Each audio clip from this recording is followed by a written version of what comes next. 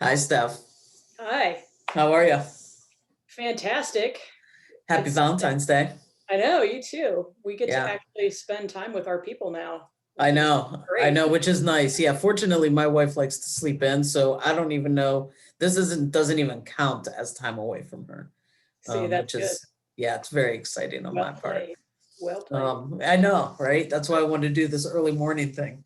Mhm. So, I wanted each of us, each of the members of the bargaining team, to take sort of a subset of what was on our original platform that we put out prior to negotiations, and maybe kind of loosely grade ourselves, or at least talk about how we address these, win or loss, concession or gain, and given that you are an associate professor of instruction in justice, Practiced. Um, associate yeah, professor of practice. in criminal justice. Yeah. Okay, right. I thought you would, and obviously you were incredibly instrumental in everything that changed for NTTs as a result of these negotiations. I thought we could talk about all of the NTT part of that platform. So I'm going to show individuals, what these questions are, just to familiarize themselves with this again. So for this interview with Steph, I'm really going to just let her talk about any of these because they're all kind of tied together. So numbers 5, 7, 9, and 10, job security for NTT. So longer fixed terms, should be clear that the administration cannot fire NTT with no notice. Building a career at UA, so if you apply for a position here, you should be guaranteed an interview.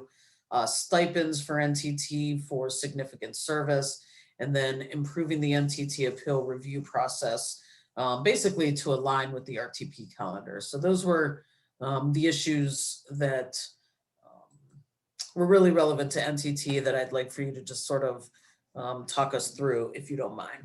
Sure. So we actually started with a really ambitious goal for Article 29, which covers NTTs. And that was in large part because there was some confusion over the summer with regard to where NTTs fell in the retrenchment process, what their contracts actually meant, if anything. And so this was something that we had to address. And so we started off with a long laundry list of things that we wanted to accomplish with Article 29 and also in Article 15. Some of those we got, some of those we didn't get. One of the things that we wanted were longer term contracts for associate and full professors of practice and instruction. We did not accomplish that. We didn't see that as the primary goal. I can tell you that the primary goal was to get some clarification in Article 29 on what a contract actually meant for NTTs. Because over the summer, the communication was that we could be terminated at any time with no notice. Which is kind of like the Hunger Games version that we experienced over the summer when we had RIF faculty.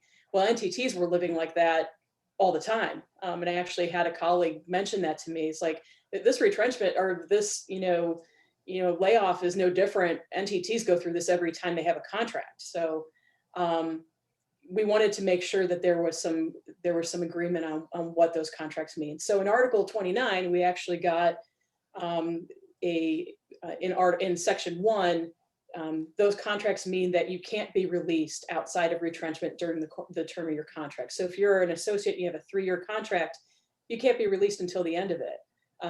And same thing for a full professor. And assistant professors are typically working on 1-year contracts or a renewable 3-year contract. It was really confusing, the old verbiage.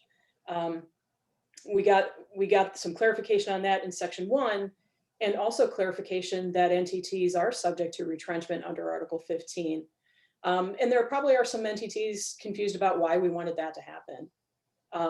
A huge reason is that there are some benefits under retrenchment that faculty members get that they wouldn't otherwise get if they were released pursuant to a contract. And also in Article 15, Section 6, we got some clarification about the release order. So we know now where NTTs would fall in that release order. And that's out of fairness, because it's not really fair to say we're going to retrench faculty except for NTT faculty. So we just wanted to clarify how that would happen.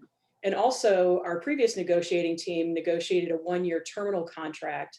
So if an NTT is going to be released after they've earned the rank of associate or full professor, if they're going to be released, they get a 1-year terminal contract. So you'll have, like, if you're an associate and you're told at the end of your 3-year contract you're not being renewed, you'll get an extra year to seek work, because we know that NTTs are similarly situated to tenure track faculty in the hiring cycle for teaching jobs or university positions. So that was let me ask you, because I feel like we had an interview about this, but I just want to remind folks.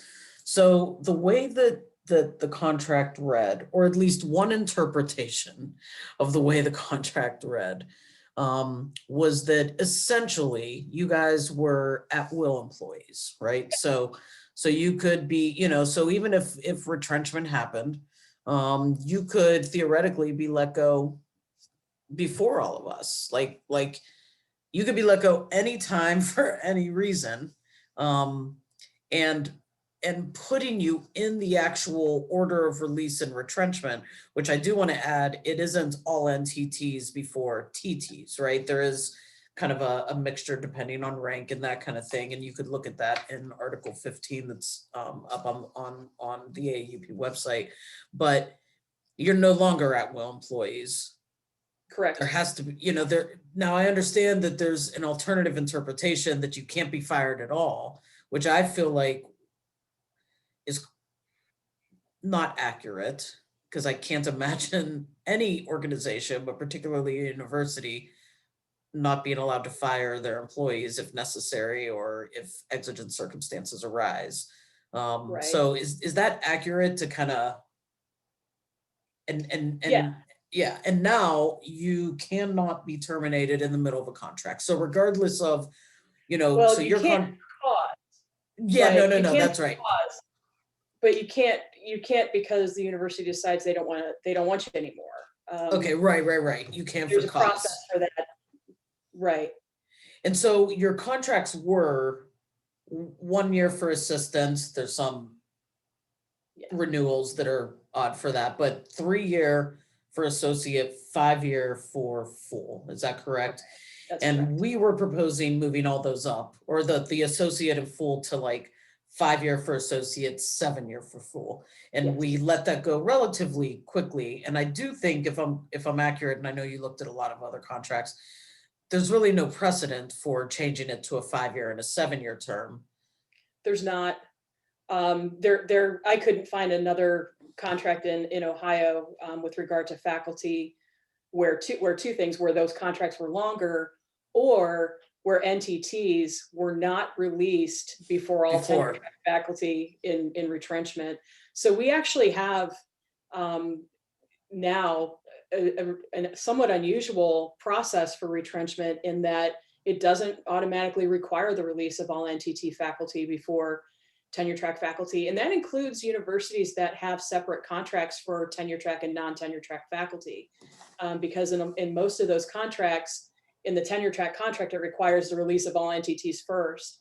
And so we accomplished quite a bit, in my opinion, with regard to the stature of NTTs on campus, and the value that we put now on their contracts and their contributions. And so I think that was really important. Yeah, I agree. I mean, I think you really helped. I don't know that people who are watching this or voting on this could appreciate. As a tenured faculty member, I just simply don't think about NTTs all that much. And I'm in a department that doesn't use NTTs. So because psychology has PhD students, they teach our intro to psych courses. So we don't use NTTs. And so I don't think a lot about your protections or lack thereof until really getting into this contract and meeting you and kind of recognizing the way in which the old contract could have been interpreted that was really unhealthy for you guys, or really like scary for you guys to basically So this seems, rather than having longer years in as an associate or a full for not being able to be fired in the middle of a contract for a non-causal reason seems to be the better fight that we went for. Oh, for sure. And there's a bigger issue too involved here, and that is that, we have a joint goal on campus to increase enrollment and to survive. And, NTTs play a vital role in that, because our role is in most cases directly tied to student service. And, we're the teaching faculty, and we're the ones that are keeping those kids in those seats. And, and so our tenure track faculty, but the primary mission of an NTT is to contribute in non-research ways, typically. And so, it was really important, in my opinion, to make this clear. And our contract does that. And I think the administration recognized that in agreeing to the things that we proposed. Yeah, I agree. Okay, so what about guaranteed interviews? This was something I feel like we really started off strong with, and then we had to give this up. And do you see this as a major concession? Do you feel like it? How do you feel about it? Yeah, so we were looking for a guaranteed interview for NTT faculty who were otherwise qualified, who met all the qualifications of a tenure track advertised position, just a right to a first interview. It was virtually a non-starter. The reaction was almost visceral in terms of, why that shouldn't happen. Not from the union or from the negotiating team, but from the other side. Yeah. Yeah, we gave it up fairly quickly because, when we negotiate, there are certain things that are non-starters, and we can argue all day about them, but negotiating is a product of compromise on both sides. And so that was an issue that we felt like we can compromise. What we did get was an opportunity for assistant NTTs to get an early promotion, because right now, or in the previous contract, it was a 6-year requirement at the assistant level. But for NTTs that are exceptional, with a recommendation of a department chair, they can go up for early promotion. So they're not going to be stuck in that 6-year cycle. It's not tenure. Sure. But, in my opinion, NTTs are not tenure track, but the protection that we were able to get by moving off of a non-starter issue with clarification on what those contracts mean was more important. And that's what we do. We have to decide what's more important when we're negotiating this stuff. And, yeah. So yeah, and get that. Yeah, I felt like that was just met with, and honestly, there may be some reason for it. I'm not sure that I bought it all, but I feel like there were, it wasn't just an axe to grind or arbitrary, that they didn't want this. But correct me if I'm wrong, part of the reason we wanted this was that we felt as though some NTTs were actually dissuaded from applying for tenure track positions in their home department with which they were already qualified. And we did add some language that they should, I thought we did, be encouraged to apply, or I don't know, I feel like we added something that at least makes it clear, like, look, if there's a position in your department, go for it. Yeah, that was an old contract. Okay. It was an old contract, and we didn't remove it from this one. Okay. So yeah, NTTs have reported that they've been dissuaded from applying for tenure track positions in their departments. There could be reasons for that. I don't know what they are exactly. But so yeah, they can always apply, but they're not going to be guaranteed an interview. We just weren't able to make that happen. Okay, so the last two items, one was stipends for NTT who do a significant amount of service. Was that something we negotiated on? Was that something that was negotiated on previously, or was that something we just don't have? Yeah, that was the previous negotiating team that negotiated that, because there are a lot of NTTs that do significant service. For example, I'm our department's advisor. It takes a tremendous amount of time. You're your department's advisor? Yeah, the academic advisor. Students? Yes. You have a lot of students in criminal justice. Yeah, well, we split them up because we're interdisciplinary. Oh, so that's right. Okay. But still. Okay. Yeah, but well, I have a third of our shared degree, and I have all of our degrees. So I have 200 plus, something like that. Oh my Yeah, gosh. welcome to my world. Yeah, no, I don't want to That's be in what I your mean. world. Yeah, that's what I mean by it. With NTT faculty is we have a lot of one-on-one with undergraduate students. And most of us have been developing all kinds of different ways to stay connected with them and to retain them. And so that's a huge part of what we do. But yeah. So there are, we should tell people in case they don't know, the contract was being negotiated almost a year ago now, right? And I think they were making great progress, and I think they were pretty close to a tentative agreement when the pandemic hit. And once the pandemic hit, obviously things sort of imploded and different priorities took precedence. And so this was one of the things that team negotiated and we were able to keep rather easily, I'm assuming. Okay, and then what about the last one, the appeal process? So we'll propose to realign the NTT evaluation calendar with the tenure track RTP calendar. Is that something that we negotiated? Yeah, this is kind of a big deal because what it does is it puts NTTs on the same calendar for reviews as tenure track faculty, which means that if for some reason you're not going to be retained, you're going to get earlier notice of that so that you can move on with your life. Go on the job And market in a more timely way. yeah, the other really important thing that happens in this contract is that we're required to have guidelines. And this is probably a freakish concept to a tenure track faculty, but there was no requirement that departments adopt retention and promotion guidelines for NTTs under the old contract. And so the question was always, well, how am I being evaluated? And that was How were you by, evaluated? it was just determined by the committee. And we have a letter, of appointment that tells us what our obligations are, but mine was to teach and do service. How, what does that mean? I don't know. So it's a big deal. It's a big deal that we have, the requirement that we actually have guidelines, and that we're on that same retention promotion calendar, because we'll get that earlier notice. So yeah, it was really confusing the way the old contract, and I'm not disparaging anybody who wrote that at all. Oh, Just for for the sure. record. It's just, sometimes you don't think of everything, and this is a super complicated contract from beginning to end. So when you take each section, sometimes you forget. And maybe if you didn't have an NTT helping, they might not have even noticed that was something that was lacking. But so yeah, that's important. There's And in also some ways, no, go ahead.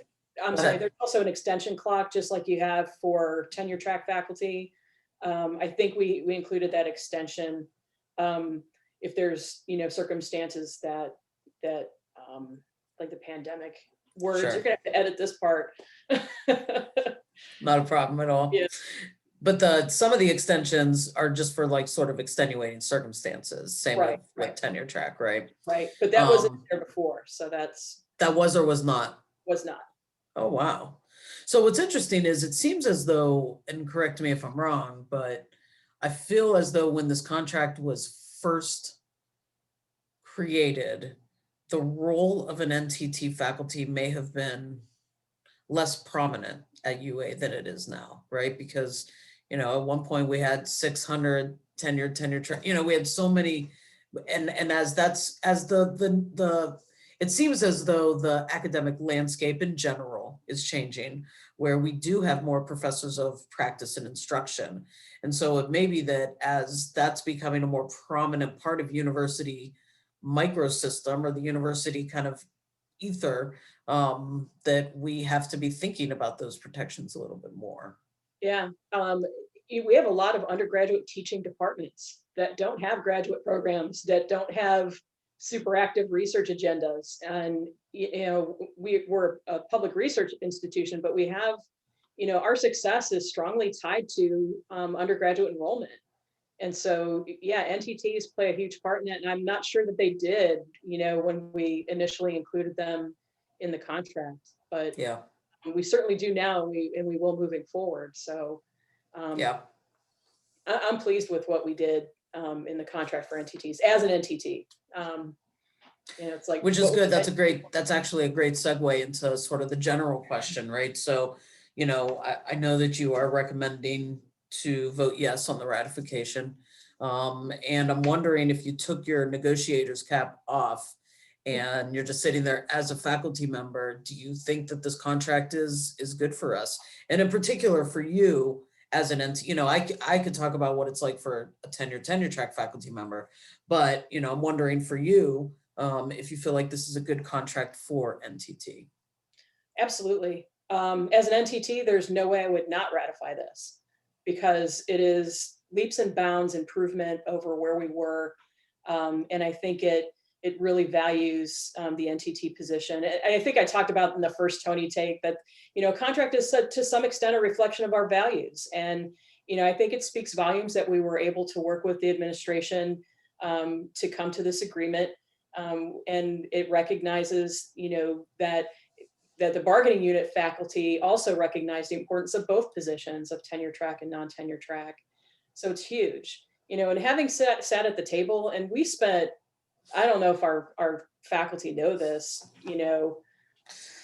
almost 500 hours just at the table. That doesn't include all the research time that went into, developing the things that we were going to present during that time period.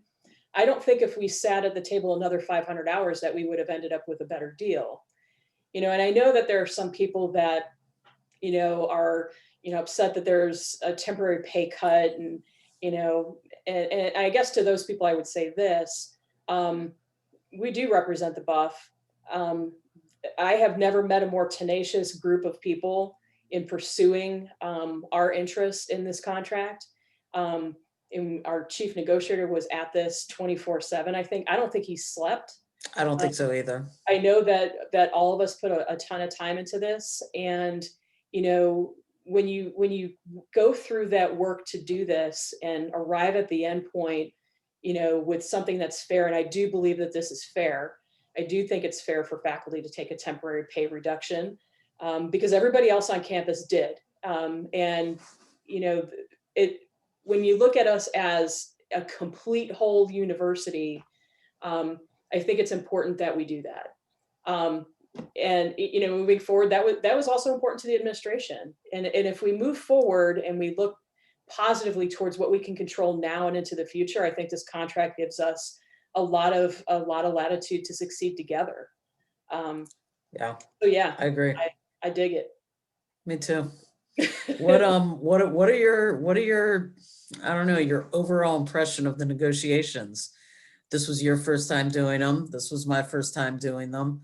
And I'll piggyback with an off the cuff question. Are you considering doing them again if you were asked?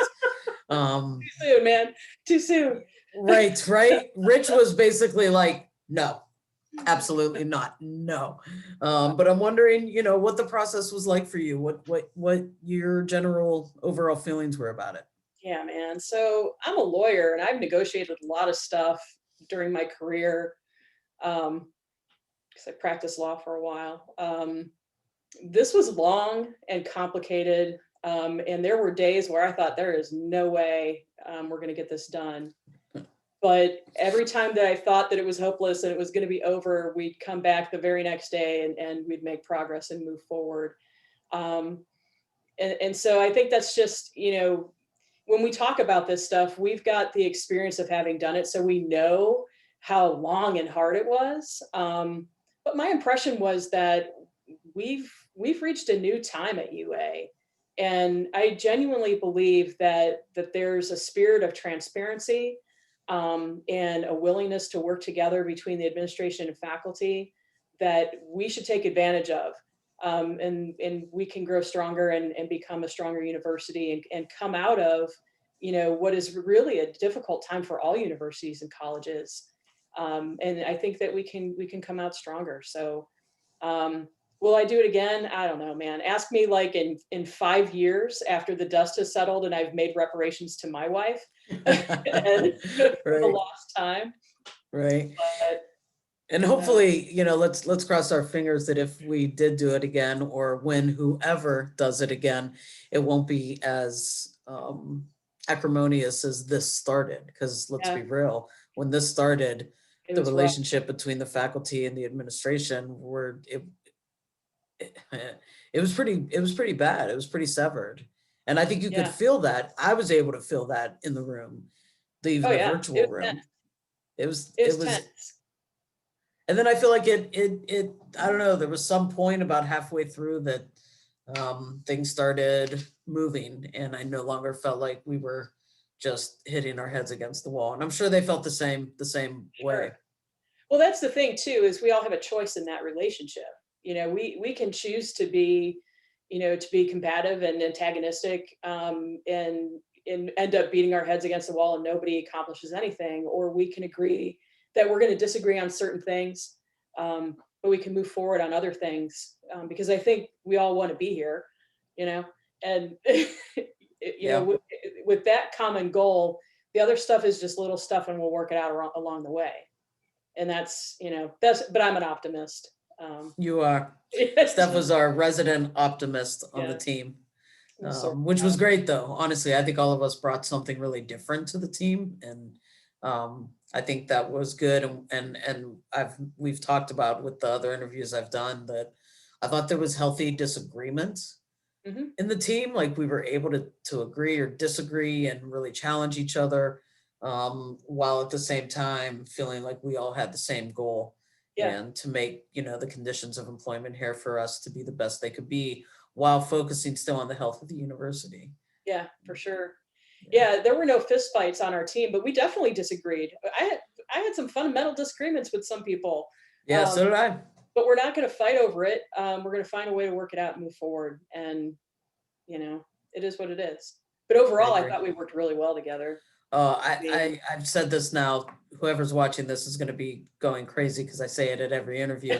I think I'm like I think it's ruined me for the rest of my academic career, because I think I'm going to see our team as like, this is what I think the model team should be like. And even though there are smart, fantastic colleagues of ours, I felt like we were uniquely um, efficient and respectful in this particular team, and we all carried our own weight. I felt like there was no, yeah, that was huge.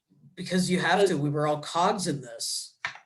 yeah, it was so enormous. Like, just one or two parts was like big, but if you look at the totality of all of this stuff, and how complex it all is, um, and then trying to keep 400 different people happy with what you're negotiating, which is really impossible.